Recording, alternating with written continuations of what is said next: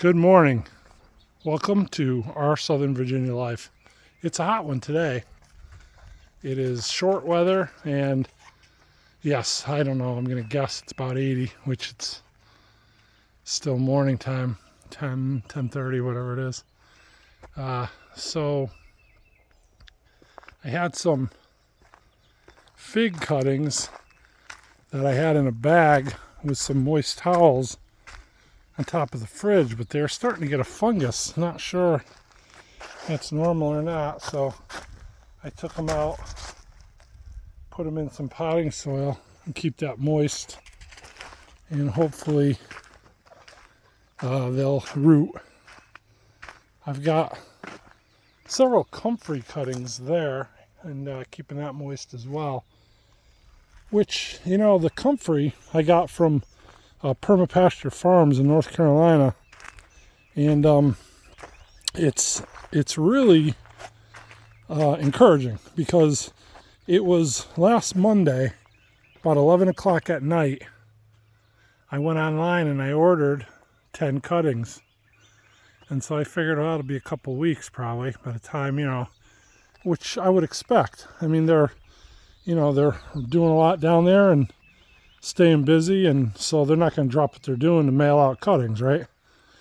Well, the very next day at 10:15, I get an email saying that my cuttings have shipped. So kudos to the folks at Permapasture Farms. I've been following them on YouTube and on Patreon for a while. A lot of good information on permaculture. Billy, the guy that runs the channel, seems very knowledgeable. I've done some of the things he's recommended. Most of them pan out. Of course, I'm a noob, so anything that fails is not bad advice. It's bad carry out, the way I look at it. But today, I have several blackberry cuttings. I've been trimming my blackberry bushes, and I've got all these cuttings here that I potted up, and that are, some are doing better than others, obviously.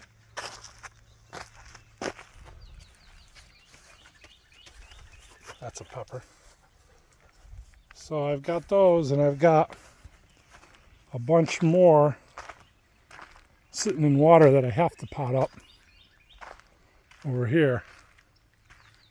And that was all just from recent trimming. And so if I look at my fence line, my blackberry row, there's a gap here. And a couple dead vine stumps. One there and one here.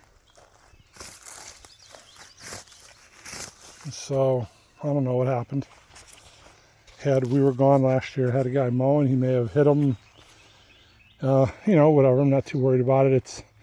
There's going to be loss. They could just be beyond their life expectancy, I'm not sure. Of course, I did most of it at the same time, and you can see that through the years they've been trimmed, and most of them have come back. In fact, this one's got one stalk that's good, but some death on there too as well. Maybe, what was it, 7 years ago? It's one of the first things I did when we moved down here. So they could just be at the end of their life cycle. I don't know. But I'm going to take this, my healthiest looking potted cutting, and I'm going to plant it in that hole. And as it grows, I'll tip plant it over and fill in the gaps. I may do one back there too, but I don't think so. I've got several new ones. Let's go over there and take a look.